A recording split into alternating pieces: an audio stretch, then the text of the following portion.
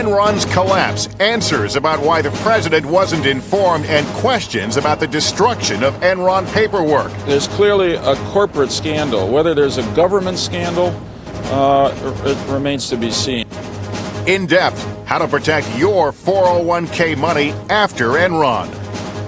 The health impact, a new study on women and their children born after the dust storm of September 11th. And a royal pain in the royal family, Prince Harry, drugs, and alcohol. He has been drinking in the local pubs, underage, drinking a lot, and behaving quite badly.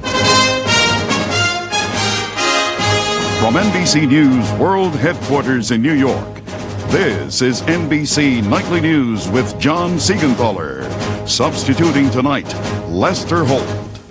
Good evening, everyone. With the Enron investigations ramping up this week, members of the George Bush cabinet today were distancing the president from the phone calls they received from Enron's CEO before the company's collapse. At issue, whether the president was informed about Enron's request for help and whether the White House knew something investors and employees didn't, that Enron was in deep trouble. NBC's John Palmer reports from the White House. Commerce Secretary Don Evans said today he received a call from Enron's chairman, Kenneth Lay, in late October, but refused to intervene with a credit rating company in Enron's behalf. The market capitalization of Enron had dropped some $60 or $70 billion. And so he was doing everything he could to stabilize that. And so he reached out to me and asked me to consider it, and I considered it and said, thank you for the call. Evans said he took no action, but told White House Chief of Staff Andrew Card of his conversations. The White House said today Card did not relay that information to the president. Treasury Secretary Paul O'Neill says his two conversations with Lay covered nothing about Enron's financial troubles that was not in the newspapers, and he too felt no need to involve the president. I didn't think this was worthy of me running across the street and telling the president. I don't go across the street and tell the president every time somebody calls me. Meanwhile, more fingers were pointed today at the Arthur Andersen Company, which audited Enron's accounts and admitted last week that some Enron documents were destroyed at the accounting firm's Houston offices. Time magazine quotes congressional investigators as saying an Andersen memo directed workers to destroy all audit material except for the most basic work papers. This kind of memo to destroy documents raises very serious questions about whether obstruction of justice occurred here. In a statement to NBC News, the Andersen Company acknowledges that there were internal communications that raised questions but declined to elaborate, saying it is committed to getting the facts and taking appropriate action in the Enron matter. Meanwhile, White House officials who insist there is no political scandal, only a growing financial scandal, say the administration is moving ahead with its policy review to see what can be done to protect workers' pensions in future bankruptcy cases. John Palmer, NBC News at the White House. Now to the war on terror. Tonight, more Taliban and al-Qaeda prisoners are on their way to Cuba. For them, the war is over. But for U.S. forces, destroying al-Qaeda hideouts in Afghanistan is proving to be no easy job. NBC's Nora O'Donnell is at the Pentagon with today's developments. Nora? Good evening, Lester. Tonight, the second wave of 30 Taliban and al-Qaeda captives is on a trip halfway around the world for interrogation in Guantanamo Bay, Cuba. Security extra tight with attack dogs and Humvees on patrol. The detainees considered very dangerous, kept far away from cameras. Shackled and wearing taped-over ski goggles, some who tested positive for tuberculosis even wore surgical masks over their mouths and noses. The C-17 leaving under cover of darkness. Went off flawlessly exactly as we've been trained, so felt pretty routine and I feel good about it. The captives bound for a maximum security prison in Guantanamo Bay, Cuba, for interrogation, where 20 other prisoners are already in custody. Meanwhile, in eastern Afghanistan, for the 8th time this month, U.S. warplanes pounded a terrorist training camp. Another heavy round of firepower for a vast complex, including a 40-acre underground tunnel and cave complex, 60 above-ground structures, and over 50 caves. U.S. intelligence indicating al-Qaeda fighters have been using the area to regroup and move out of Afghanistan. Tonight, the remains of 6 of the 7 Marines killed when a KC-130 crashed in Pakistan will be flown back to the U.S. Investigators are still searching for clues as to what caused the crash and for the final victim. Lester? Thank you, Nora. A new study gets underway in New York tomorrow, looking at whether pregnant women and their offspring suffered from a dangerous exposure to the smoke and dust of Ground Zero. By tracking the health progress of the babies, researchers hope to learn whether the list of those affected by the 9/11 attack will have to expand to include those who weren't even born at the time. Our report from NBC's Monica Novotny. Jill Strickman Rips was 6 months pregnant on September 11th. Her apartment just blocks away from Ground Zero. I was a mess. I was very upset. I was very alarmed. I was filled with fear. I was obsessed with the news. I was obsessed with going on websites, the EPA website.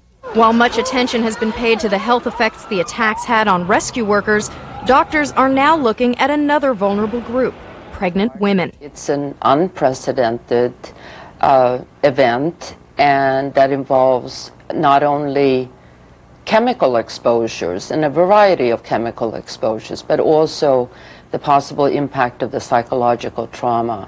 Dr. Berkowitz is heading up one of 2 studies in New York City, identifying pregnant women who were at or near Ground Zero on September 11th. Her study will follow 300 women, checking blood, urine, and breast milk samples for levels of chemical exposure. Psychological assessments of each woman will measure stress and anxiety levels, and the infant's growth and development will be monitored for 2 years. Because of the unprecedented nature of the attacks and the number of possible chemicals released, doctors don't have comparable medical literature to consult. This study should give them the scientific snapshot they need, ideally one that will reassure anxious parents. We're hoping to show that the levels of any of the specific chemicals were not high enough to cause any adverse effects. In addition to potential chemical exposures, Dr. Berkowitz worries about the emotional challenges these women face. It's the psychological trauma of having been there. But in addition to that, it's the concern about what effect this may have had on their fetus. Deep down, I'm always going to have a question in my mind. A question doctors now hope to answer. Monica Novotny, NBC News, New York. A passing to note tonight, former Secretary of State Cyrus Vance has died at the age of 84. Vance served in the cabinet of President Jimmy Carter, but resigned in 1980 when he opposed the plan to rescue the American hostages from Iran. When Secretary of State Colin Powell visits Pakistan and India later this week, he will find a region still very much braced for war, despite Pakistan's promise to crack down on Islamic militants. As NBC's Donna Friesen reports, India wants more than promises before it drops its guard. In Kashmir, the threat of war still looms. India today sending in reinforcements amid more violence, including the killing of 2 men India claims were Islamic militants on a suicide mission. Saturday's speech from Pakistan's leader closely watched in India, welcomed by the country's leaders, but not enough to trigger a pullback of their troops. We would assess the effectiveness of this commitment only by the concrete action taken. India wants actions, not words, though Musharraf pledged to root out terrorism and religious extremism and promises tough restrictions on religious schools and mosques. India won't believe it until it happens.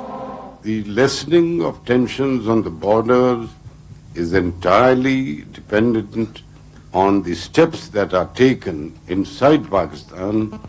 It accuses Pakistani-backed Islamic militants in Kashmir, who have been fighting for independence from India, of infiltrating the country and staging terrorist attacks. I think if we see a change on the ground, then India will feel more reassured, but that will take some weeks. India did say if Musharraf follows through on his words, for every step Pakistan takes, India will take 2. President Bush called the leaders of both countries today, urging them to continue peace efforts. And Secretary of State Colin Powell will keep up the pressure when he visits India and Pakistan this week. Donna Friesen, NBC News, Islamabad. The Bush administration is considering restricting the distribution of documents that show how to manufacture germ weapons. Stockpiles of the weapons were destroyed in the 1970s, but the government still sells the blueprints on how to make them. Still to come on NBC Nightly News, NBC News In Depth, the fallout over Enron and how to protect your 401k. Try to remember when life was so tender. And later, remembering the Fantastics, America's longest-running musical, and its final performance. Who knows fresh taste? The fishermen at San Francisco's Fisherman's Wharf. Hi, fishermen. Okay, now we have two tunas here. One's from the can. One's from Starkist in the Flavor Fresh pouch. As a fresh expert, which looks better to you? I can tell you. Oh. That looks fresher. Oh, it's very good tuna. That's one tastes best caught. The Starkist tuna in the Flavor Fresh pouch is much better. Now there's Starkist new lunch to go. Enjoy the Flavor Fresh pouch anywhere with crackers, mayo, and relish. I had a starvation diet once. Or the meat diet, the one where you eat just meat. I diet sometimes, but only in moderation. The low-fat diet. It was all pureed food, puree diet. The bean diet. The corn juice diet. That one was rough. I don't know what I was thinking. These people found a sensible way to lose weight. A recent study by a major university found that having a bowl of Kellogg's Special K or Kellogg's Smart Start for 2 meals a day for 2 weeks could help you lose up to 6 pounds. I feel great, and I didn't have to eat like a rabbit. If you've had a heart attack or a stroke, the last thing you need is another one sneaking up on you. After all, you've got better things to do. I know. In my case, I had a stroke. That's why I talked to my doctor about Plavix. He told me Plavix is a prescription pill that can help protect you from a heart attack or stroke if you've recently had one, or if you have poor circulation in the legs causing pain. Plavix is proven to help keep blood platelets from sticking together and forming clots, which helps keep your blood flowing. This can help protect you from another heart attack or stroke. If you have a medical condition that is causing bleeding, such as a stomach ulcer, you should not use Plavix. Side effects include itching, rash, diarrhea, and bruising. Additional rare but serious side effects could occur. Ask your doctor. Taking Plavix once a day helps protect me. Find out if Plavix can help protect you from another heart attack or stroke. Maalox Max challenges Mylanta Supreme. Who neutralizes more acid? Maalox Max relieves pressure and bloating. Maalox Max comes in more great flavors. Maalox Max. 3 ways the right choice is Maalox Max. Agree or it's free. Monday, how secure is your job? If you got laid off, could you find work? Times are tough, but help is wanted. Working in America. NBC Nightly News Monday. NBC News In Depth, your 401k. With the disastrous collapse of Enron came the end to many of its employees' retirement dreams. How fragile is the 401k? First, some basic facts. This year, you can contribute up to $11,000. The maximum increases through the years up to $15,000 by 2006. And most employees, 74% in fact, who can contribute, do contribute. What do you need to know for your 401k plan? In Depth, here's NBC's Joe Johns. In the wake of the Enron collapse, everyday investors now realizing the risk of Wall Street in their 401k retirement plans. The fear of a crash, that a lifetime of savings in a 401k heavily invested in company stock could be wiped out if the company hits the skids. That and the economy has investors worried. I was scared. I said, let me relook at my portfolio, start revisiting so that I can do the best I can to balance myself out until the economy takes a turn for the better. At least 40 million Americans participate in 401k plans, investing $2 trillion. Of their stock investments, almost 40% is in the company. Investment advisors warn against putting your entire retirement nest egg in one basket. And I always tell them to diversify. You want mutual funds, you want bonds, you want some of it in cash or, IRAs and that sort of thing. But even with diversification, there's still a need to watch for warning signs. A former IRS commissioner says the signal to sell can come straight from the front office. If you see the president of the company engaged in selling massive amounts of his own stock, consider just following suit and protect yourself to some extent. But what if you can't sell? Companies can require that employees keep their money in company stock until age 55. Some members of Congress are working to change that. We make it possible for people to sell once they put their money into a 401k plan within 90 days. Don't have to wait 10 years, don't have to wait till you retire. 90 days. If new information comes out and you want to adjust your 401k portfolio, you have the ability to do it. Changes to the law could prove controversial. If Congress passes new restrictions, experts say employers might react by scaling back 401k benefits. Joe Johns, NBC News, Washington. You can find out much more about your 401k and the Enron investigation on our website, msnbc.com. When NBC Nightly News continues, the inside story of a company that promises the inside secrets of making money on the internet. Come on, boys. Breakfast is ready. Good morning, Grandma. Good morning, Timmy. I'm Tommy. Oh, sorry, Tommy. Now dig in. Your mom said to get a good, healthy breakfast. Where's that brother of yours, anyway? I'll go get him. Hey, Tommy, let me out! Introducing Minute Maid Blends with new orange strawberry banana and orange cranberry. Flavors even kids can't resist. I wonder if Tommy wants more juice.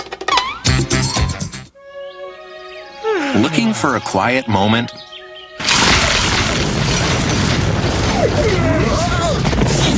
Get a quieter cookie. Soft, fruit chewy Fig Newtons. Time out from the everyday crunch. Now, the same caltrate that helps fight bone loss may help your colon too. In a recent study, caltrate helped reduce the risk of recurrence of colon polyps, a risk factor for colon cancer. The same caltrate you take for your bones, now for colon health too. If you have high blood pressure, you know all these cold medicines warn you not to take them. So take their advice. Don't take them. Take decongestant-free Coricidin HBP. Powerful relief that won't raise your blood pressure. Nexium. Nexium. Nexium. Nexium. Nexium. People are asking their doctors about it. And if you call 1-800-4-NEXIUM, you'll learn about a free trial offer. Today's purple pill is Nexium. Australia. With people this friendly, with value this good. 12 nights in Sydney, Melbourne and the Great Barrier Reef. All for $16.99 from Los Angeles on Qantas. Call now. 800-89-KOALA. With a deal this good, we can't wait to say g'day.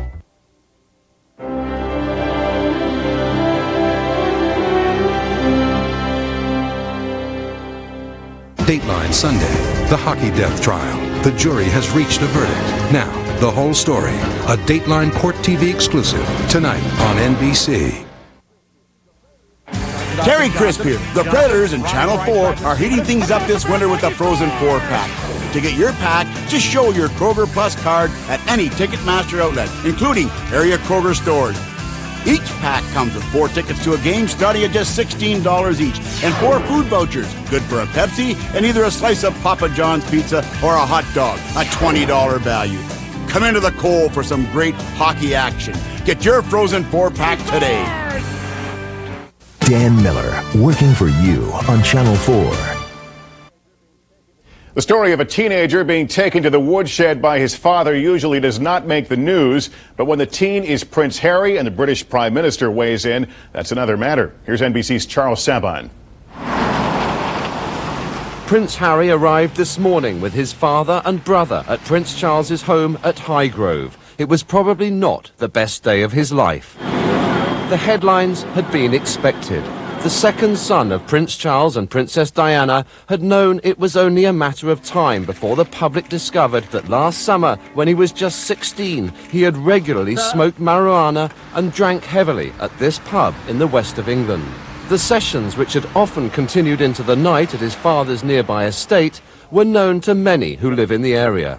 It is quite well known, certainly to me, that for months, if not actually a year or so, he has been drinking in the local pubs, underage, drinking a lot, and behaving quite badly when drunk. When Prince Charles was made aware of his son's behaviour, he sent him to this London drug rehabilitation centre, of which he is patron. He was trying to demonstrate to his teenage son, in the same way as any parent would want to, what the possible consequences of drug use can be. Prince Charles's handling of this painful episode drew praise today from another man whose 16-year-old son had problems with alcohol, Prime Minister Tony Blair. The way that Prince Charles and the royal family have handled it is absolutely right, and they've done it in a very responsible and, as you would expect, in a very sensitive way for their child. Prince Charles is said to be calm and philosophical about his son's wayward behaviour. Staff here at St James's Palace say that this was a family affair now consigned to the past. The press here may take a different view. Charles Sabine, NBC News, London. Now to a story of a company that claims it has the inside secrets to success on the internet and can teach them to you for a price. From tonight's upcoming Dateline, here's Chris Hansen. Like so many would-be entrepreneurs, Mary Bear thought she could turn a good idea into gold. For years, Mary has worked weekends videotaping weddings, and she's seen just about everything that can happen on a couple's big day. So Mary figured, why not write a book? And when she received a letter from a company called Galaxy Mall inviting her to an internet marketing seminar, it gave her an idea. Maybe she could sell her wedding tips online on her own website. That was the first thing I thought I was, maybe that's the way I could market a book. Galaxy, based in Utah, is sort of like a flea market for the internet age. It leases electronic storefronts to small business owners. Like tens of thousands of others, Mary went to one of Galaxy's seminars to learn what it calls its insider secrets. She paid $45 for the seminar she attended in an upscale hotel ballroom. Mary signed up for not one, but 3 websites, and when Galaxy called later selling a personal tutoring service to help her build and market her site, she signed up for that too. With other options, the total cost was more than $7,000. $7,000 later, I had sold 5 books. 5 books. 5 books in 15 months. But can you blame a landlord if nobody comes to your store? Maybe it depends on what kind of promises that landlord makes. We decided to take our hidden cameras to watch the Galaxy pitch. You'll leave here knowing what you need to do to make money on the net. Promise number 1. That'll guarantee you. This Galaxy pitchman says he cashed in himself with his own children's book thanks to Galaxy. They make it easy for me to make money. How easy is it to get started? At this seminar, one speaker said you don't even necessarily need a business idea, or for that matter, a computer. Yeah, I don't have the idea. I haven't got the computer. We asked company president Jay Pullman if you could really start an internet business without basics, like an idea or a computer. So just to be clear, you do need a computer to operate a business on the internet. Oh, yes. I think that, well, technically, no, you don't. I would call their marketing techniques some smoke and mirrors. Utah Better Business Bureau President Russell Behrman says Galaxy has a history of complaints from across the country. Still, in spite of official inquiries in 7 states, Pullman insists that Galaxy does not present the internet as a get-rich-quick scheme. Chris Hansen, NBC News. You can see more of Chris's investigation into Galaxy Mall tonight on Dateline at 7, 6 Central. The Winter Olympic Games open in Salt Lake City in just 26 days, and tonight a key member of the U.S. team is in place. In Los Angeles last night, Michelle Kwan won her 6th U.S. figure skating championship, even earning perfect scores on presentation from 2 of the judges. When we come back, after 42 years, America's longest running play takes its final bow. Daddy? Hey! Why are you eating my Cheerios? They help lower Daddy's cholesterol. They're good for Daddy's heart. Whole grain oat Cheerios is the only leading cold cereal clinically proven to help lower cholesterol in a low-fat diet.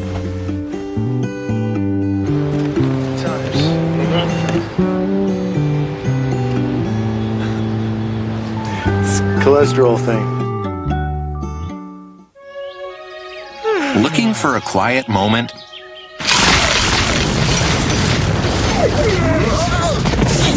Get a quieter cookie. Soft, fruit, chewy Fig Newtons. Time out from the everyday crunch.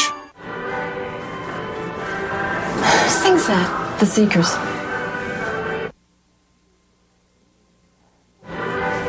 Who sings that? The Seekers. No. Cornelius Brothers and Sister Rose, 1972. You want expert answers whenever you need them? Come to Office Depot, where our people listen, understand, and help. How can I get organized? The new generation of handhelds. It'd be nice if everything was like that. Office Depot. What you need to know. Maalox Max challenges Mylanta Supreme. Who neutralizes more acid? Maalox Max. Relieves pressure and bloating. Maalox Max. Comes in more great flavors. Maalox Max. 3 ways the right choice is Maalox Max. Agree or it's free. Tired of struggling down glass after glass of powdered fiber for regularity? Consider refreshing glasses of water with FiberCon tablets. A whole lot easier to take. And every bit as effective as powder. FiberCon, refreshingly easier to take. You say the word glasses and people think stereotype. But you know, it's just the opposite. We really are lucky nowadays. Glasses have never been more fashionable. So many different styles. It's a whole lot easier to express yourself. Experiment. So many chances to become someone new just by changing your glasses. The whole thing, coming into lens crafters looking for frames, should be fun. Look around, you'll see what I mean. Are you lucky enough to need glasses? For 50 years, Today has been America's window on the world, with in-depth coverage of the events that touch our lives and change our future. 50 years of people and places, a daily record of our history. But even history-making television can be fun. Join us tomorrow as we look back and celebrate our future. 50 years of Today on NBC. Inside the real West Wing, NBC 1 week from Wednesday. If you want the best news, this is the one to watch. Brian Williams, The News with Brian Williams. The best news on cable, weeknights at 8 on MSNBC. Finally tonight, the final curtain. Closing night in New York for the longest running play in American theater history. Here's NBC's Ann Thompson. Tonight in Greenwich Village, for one last time, the Fantastics will cast its spell that's enchanted audiences for 42 years. Try to remember the kind of September when grass was green and gray was yellow. Almost no scenery, few props, and just 8 actors working off an 8x4-foot platform, telling a love story, much like Romeo and Juliet, except the fathers conspire to bring the boy and girl together by keeping them apart. And children, I guess, must get their own way the minute that you say no. Well, I don't think we were aware when we wrote it how distinctive it was. And neither did the critics, who saw composer Harvey Schmidt and lyricist Tom Jones work on opening night in 1960. I was just so pleased when we ran the second night, and then ran through the week, and then we ran a whole week, you know. Little by little, it crept up on us. It truly is the essence of romance. Oscar-winning actor F. Murray Abraham, one of many distinguished Fantastics alumni, a cast member in 1968. Law & Order's Jerry Orbach created the role of El Gallo. And before she played Broadway, Barbra Streisand wanted to play the girl. And the stage manager didn't even call her in because he thought she didn't look like the girl. In a business where 1 out of 10 shows fails, here the Fantastics sold almost $24 million worth of tickets and delivered to its 44 original investors a staggering 20,000% return on shares that cost $330 each. The show became a phenomenon, performed in nearly 70 countries and every state in the U.S., and yet critics still don't give it raves. It's not Oklahoma. It's not even the producers. So, I mean, it's, gosh, it's not even Cats. But on the other hand, it obviously touches some kind of core in people. Deep in December, our hearts should remember. I think it's going to have to come back. I think people need it. And until we write one that's as beautiful and romantic as this one is, they're going to have to bring it back. For 17,162 nights, a final bow to the magic theatergoers won't soon forget. Ann Thompson, NBC News, New York. And that's NBC Nightly News for this Sunday. A reminder, Dateline coming up tonight at 7, 6 Central, and tomorrow morning, the 50th anniversary of Today. Tom Brokaw will be here tomorrow night. I'm Lester Holt, sitting in for John Siegenthaler. Good night, everyone.